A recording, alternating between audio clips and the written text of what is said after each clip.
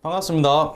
유원주 세무사입니다. 이번 시간에는 88페이지입니다. 88페이지 객관식 문제 연습 시작하는데요. 미리 말씀드리지만 객관식 문제 풀이할 때는 앞에 나온 이론문을 다 보고 이해하신 다음에 객관식 문제를 풀면 다 풀리겠지라고 생각하시면 오산입니다. 이론을 공부하는 거하고 객관식 문제 푸는 거하고는 조금 성질이 달라요. 그래서 어떻게 하시냐면 객관식 문제 풀 때 문제가 잘 안 풀린다, 당연합니다. 문제에 따로 적응하는 시간이 필요하다라는 생각을 하셔야 됩니다. 그래야만 그래야만 스트레스를 안 받아요. 그리고 문제 몇 번 적응하고 난 다음에는 그 다음부터는 쉽습니다. 그러니까 절대 문제 안 풀린다고 너무 노여하거나 두려워하지 마시고 천천히 보시기 바랍니다. 급하게 생각하시면 절대 안 됩니다. 천천히. 01번부터 보겠습니다. 88페이지 1번입니다. 다음 현금 및 현금성 자산의 종류 및 그 성격상 분류가 다른 하나는 무엇인가? 우리는 앞에서 현금이 어떤 종류가 있는지 봤습니다. 타임 발행 수표라든지 송금 수표라든지 그 만기가 도래한 공사채 이자표라든지 배당금 통지표 이런 거를 다 현금으로 분류한다고 했는데 여기 그런 게 나열이 되어 있습니다. 자기압 수표. 자기압 수표도 역시 결국은 다른 사람이 발행한 타임 발행 수표의 종류니까 현금이고요. 타임 발행 수표 역시 현금입니다. 거의 비슷하다고 보시면 되죠. 일람 출급엄이라는 게 있는데 앞에 본문에 나오진 않았어요. 시험에 자주 출제가 안 되는 거기 때문에 일부러 뺐는데요. 나왔으니까 보시면 일람 출급엄이라는 거는 출급 현금으로 바로 내준다 이런 의미입니다. 그래서 현금과 똑같이 써요. 역시 비슷하게 현금이다라고 생각하시면 되고, 취득 당시 만기가 3개월 이내에 도래하는 채권. 취득 당시 만기가 3개월 이내다. 우리 엄청 중요하다고 말씀드렸고 또 외우기도 했죠. 여기까지 맞는데 이게 현금이 아니라 1, 2, 3번은 그냥 현금이라고 분류합니다. 근데 4번은 현금성 자산에 해당이 돼요. 그래서 엄밀하게 따지면 4번이 성질이 좀 다르다. 그렇게 생각하시면 됩니다. 그래서 그냥 1, 2, 3번은 그냥 현금인데 4번은 현금성 자산이다. 그래서 4번이 답이다 라고 판단하시는 겁니다. 넘어갑니다. 2번입니다. 다음 중 현금 및 현금성 자산에 해당하지 않는 것은 1번 현금은 그냥 현금이죠. 현금 맞습니다. 현금성 자산에 해당하고요. 현금. 보통예금도 현금성 자산 바로 현금으로 바꿀 수 있으니까 당좌예금도 바로 현금으로 바꿀 수 있기 때문에 현금성 자산인데 비품은 유형자산입니다. 유형자산 파트에 가서 또 한번 보시게 될 거예요. 현금은 절대 아니죠. 현금하고 비슷한 것도 아닙니다. 부품은. 그래서 답이 3번이 되고요. 3번으로 갑니다. 다음 중 회계상 현금 계정으로 처리할 수 없는 것은 첫 번째 당전 발행 당좌 수표.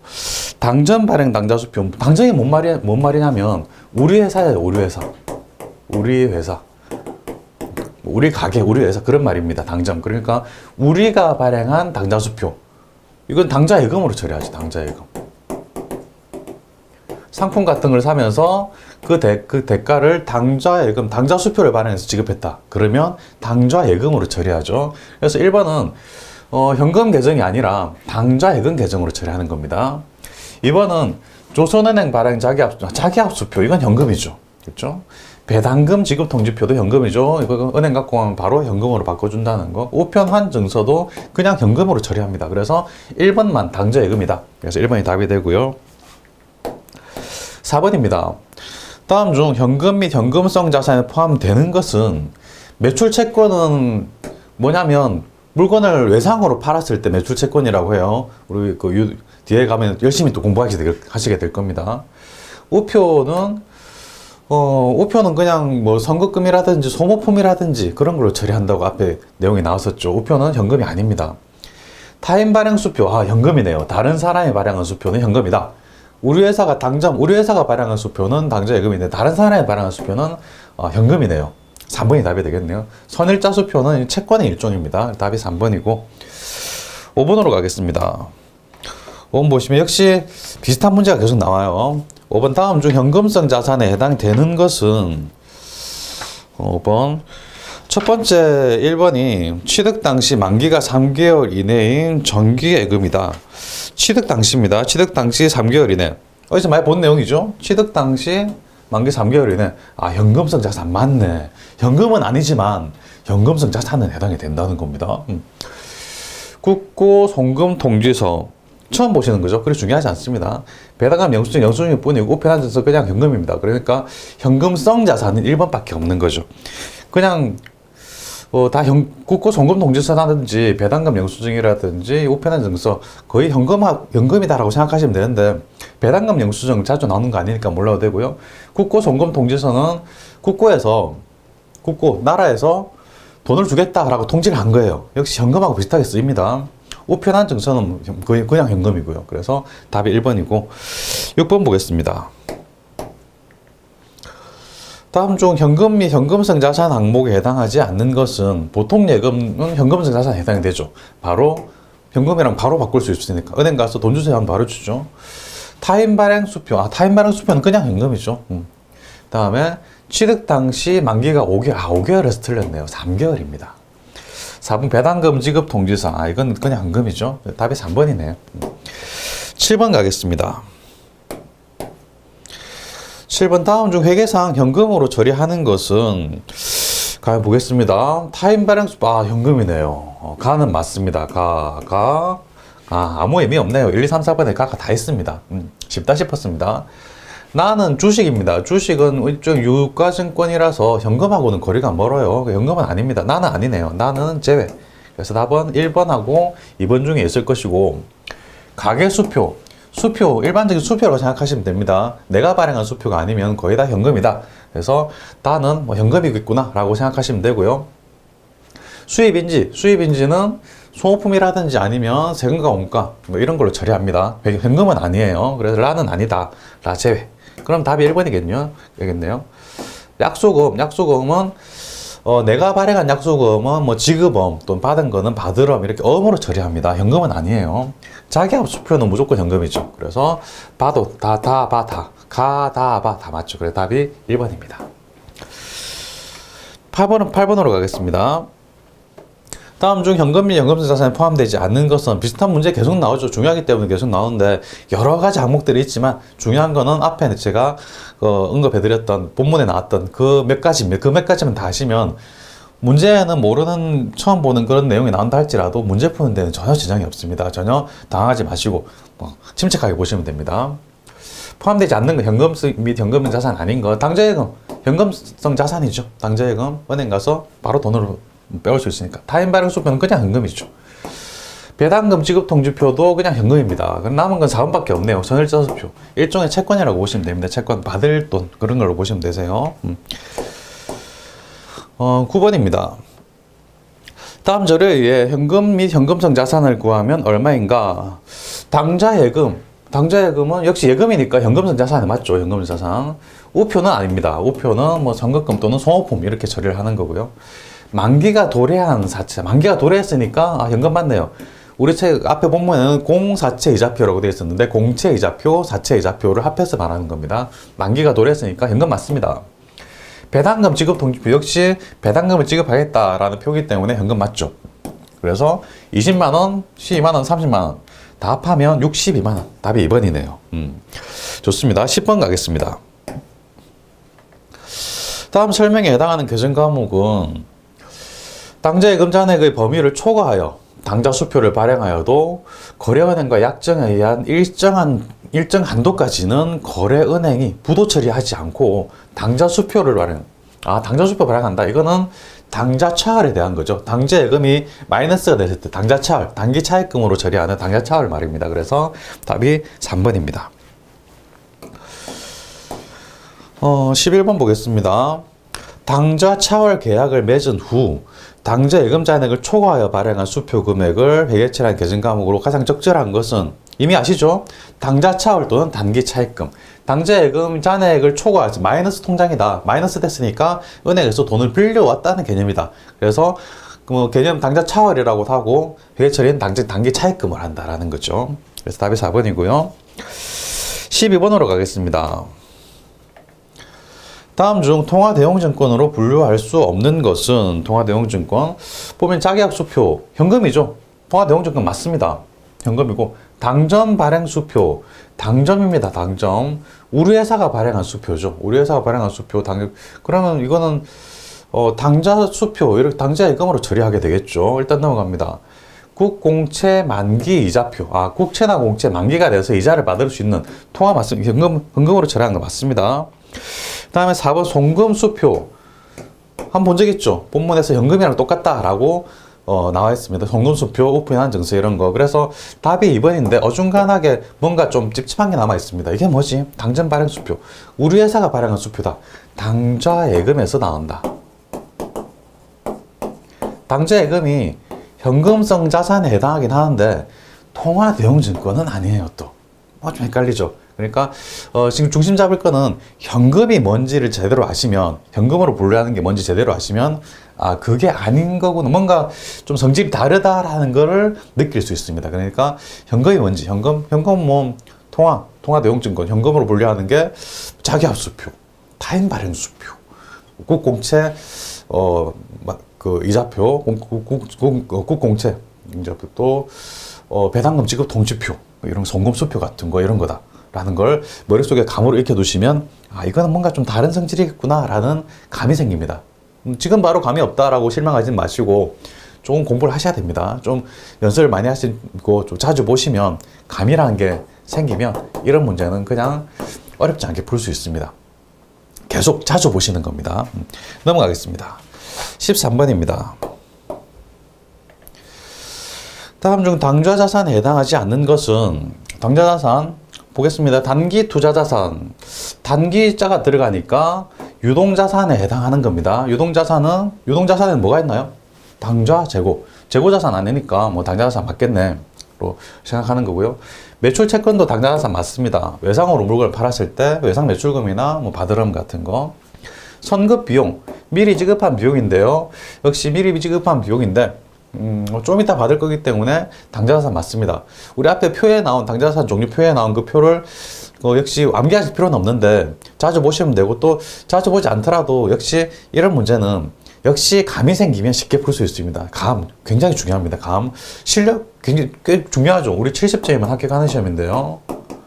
실력은 누구나, 뭐 70점 언저리에 있는 분들은 누구나 실력은 갖추어 있습니다. 실력 다음으로 중요한 게 감이라는 겁니다. 그래서 뭐 당좌자산에 어떤 게 있다 막 암기할 필요 없이 공부를 좀 하다 보면 합격선에 올라갔다, 65점에서 72점 사이 정도 실력이 된다, 그렇다면 그때부터는 감인 겁니다.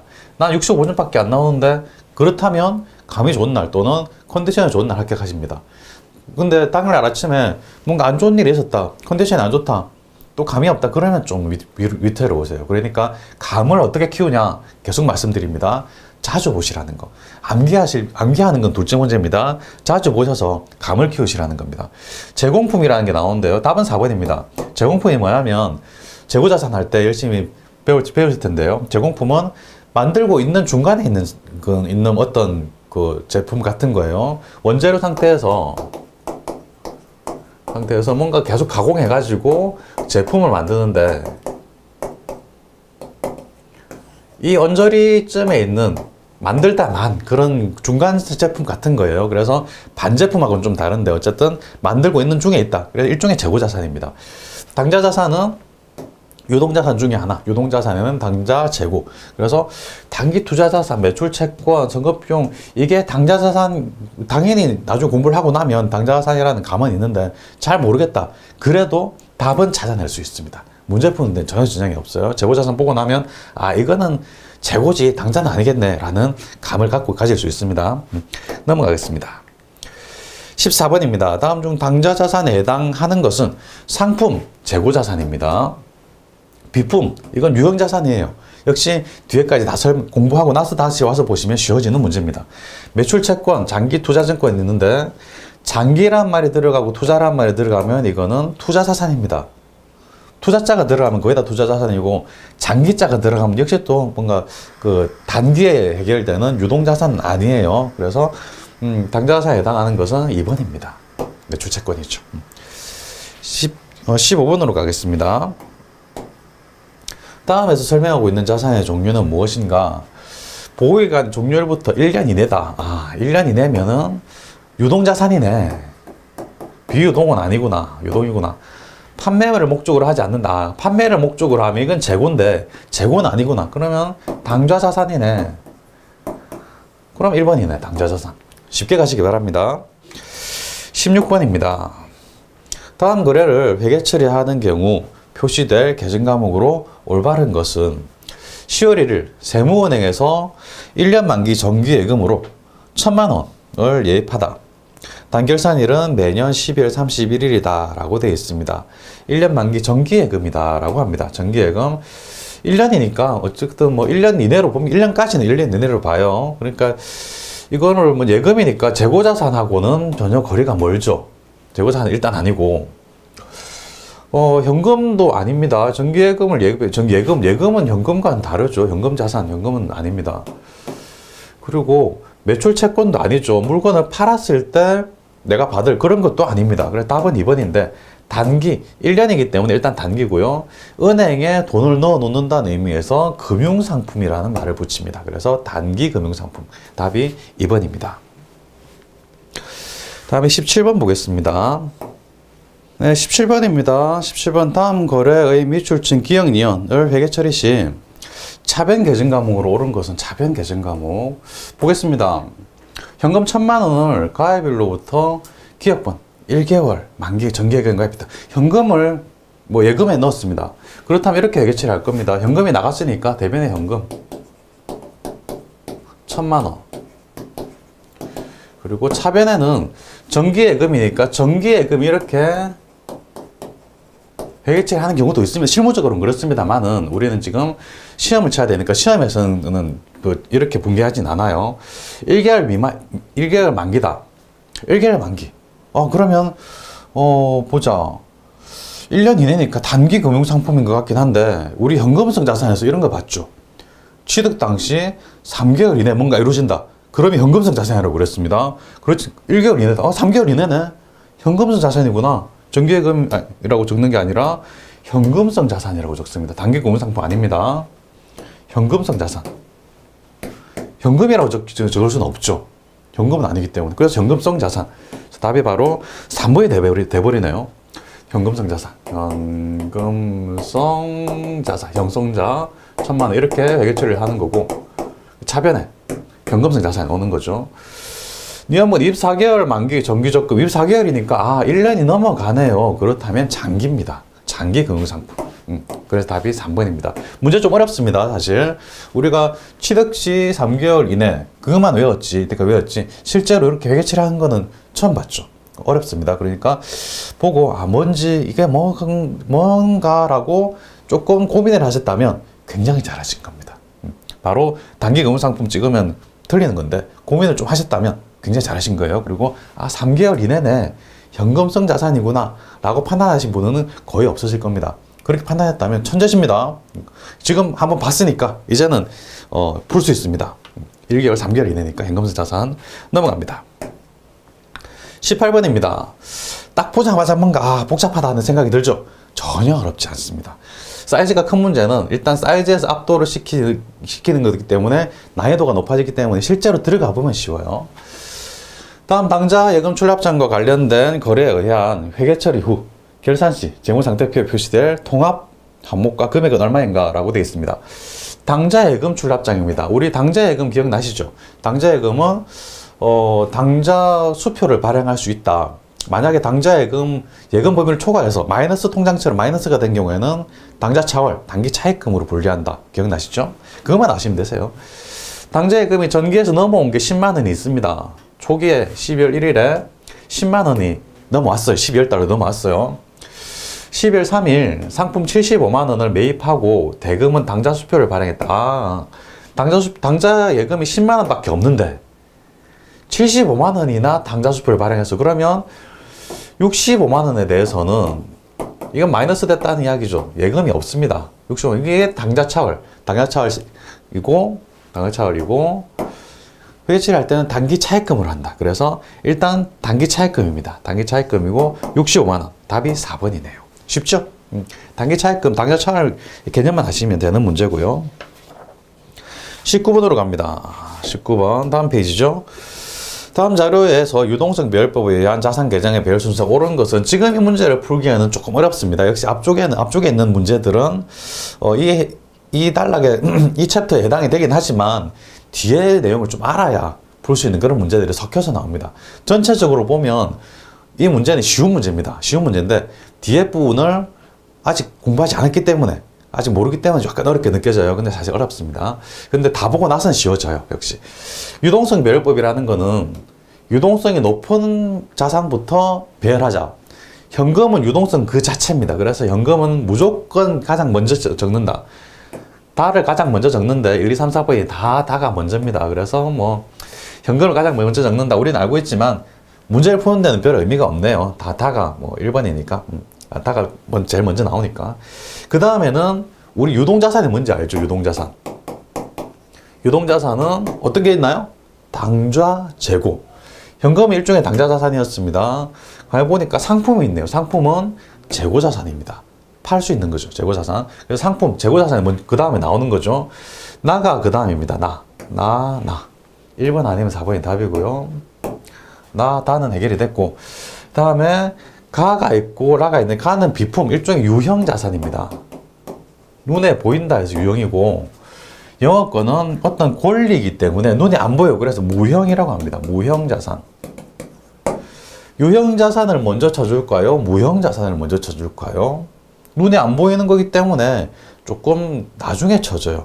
눈에 보이는 게 급한 거죠. 그래서 눈에 보이는 것부터 합니다. 그래 비품이 눈에 보이는 거기 때문에 가부터 먼저 해요. 그래서 가가 먼저다. 그 다음에 라다. 1번입니다. 역시 유동성 배열법이라는 개념을 알아야 되고 이 각각의 자산들이 어디에 속하는지 어떤 카테고리에 속하는지 알아야 되기 때문에 지금 보시기는 조금 어렵습니다. 역시 끝까지 다 배우고 나서 그 다음에 보시면 쉬워질 겁니다. 넘어가겠습니다. 20번입니다. 다음 중 유동자산 항목으로만 구성된 것은 유동자산이라면 뭐 현금 같은 거, 매출 채권 같은 거 그런 거죠. 1번의 건물, 토지, 기계장치 이런 것들은 유형자산에 해당합니다. 유동자산 아니죠. 그래서 이거는 비유동자산입니다. 1년 넘게 쓸 것들이니까 비유동입니다. 2번 보겠습니다. 상품, 선급금, 현금, 당좌, 상품은 재고자산이네. 유동자산에는 당좌와 재고가 있다. 재고자산. 선급금, 현금, 당좌, 예금, 이게 다 당좌자산입니다. 2번이 답이 되겠네요. 20번은. 다음에 3번. 현금 받으러 미수금 좋은데 구축물. 구축물 이건 유형자산이네요. 또 구축물 1년 이상 넘게 쓰니까. 4번. 매출채권 미수이자. 다만 역시 건물. 건물이 유형자산이고 투자 유가증권. 투자자가 들어가면 거의 다 투자자산입니다. 그래서 답이 2번이 되겠네요. 21번으로 가겠습니다. 21번 다음 중 분계 시 차변에 기입해야 하는 계정 과목은 결산일까지 현금 시세 부족의 5,000원의 원인이 밝혀지지 않았다. 이거는 현금 과부족과 관련된 것 같습니다. 일단 현금이 부족했을 때 이런 분계를 했을 겁니다. 현금이 부족하다면 현금이 나가는 거니까 대변에 현금 써주고요. 현금 5,000원 써주고 이거는 현금 과부족, 현과 5,000원 이렇게 썼을 거고 결산일까지 밝혀지지 않았어요. 그렇다면 어쨌든 현금 과부족은 없애줘야 됩니다. 차변에 있던 걸 없애려면 대변으로 쓰는 거죠. 현과 5,000원 없애주고 차변에는 뭘까요? 현금이 나갔으면 손실이죠. 뭔가 손해를 봤습니다. 손해를 봤는데 어떻게 손해를 봤는지 잘 모르겠다. 잡손실입니다. 잡손실. 잡손실 5,000원. 그래서 답이 차변에 기입하는 거니까 답이 1번이네요. 차변의 잡손실. 답이 1번이고요. 22번으로 보겠습니다. 21번.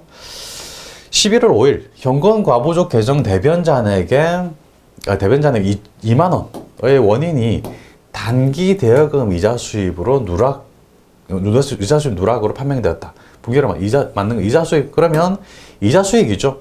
이자 수익 밝혀졌으니까 밝혀진 이자 수익 그대로 적어주는데 자비익은 아닙니다. 자비익은 밝혀지지 않았을 때 쓰는 거죠. 그래서 답은 일단은 3번 탈락. 자비익은 아니기 때문에.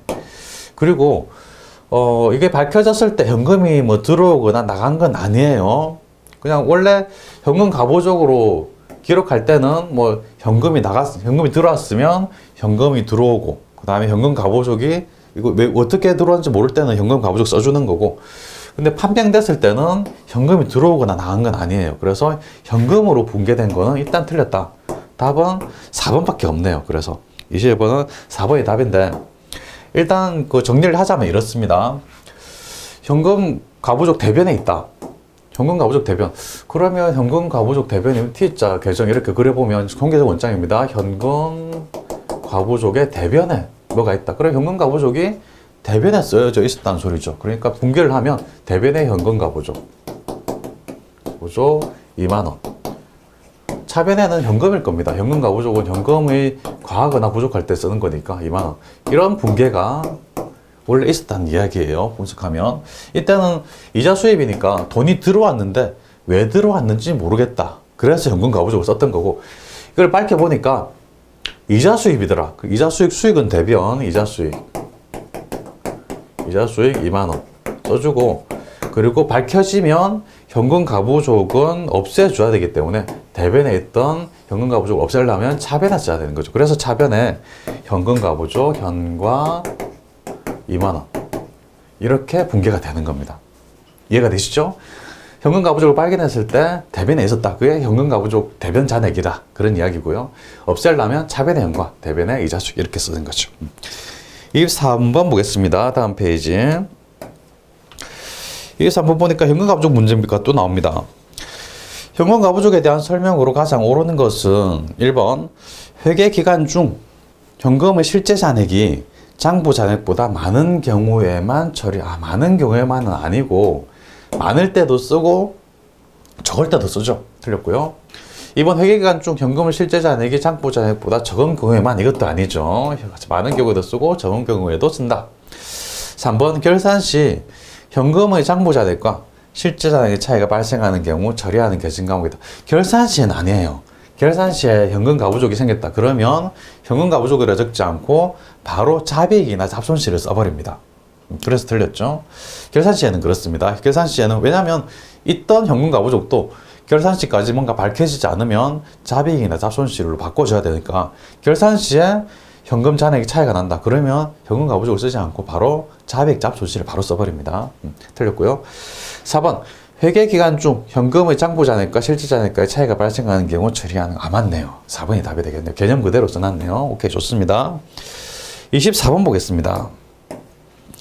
다음 중 붕괴 시 차변에 기입해야 하는 계정 과목은 보시죠. 박스 기준 현금 시제액이 5,000원 부족하다. 현금 시제액이라는 거는 실제로 현금을 갖고 있는 게 5,000원 부족하다.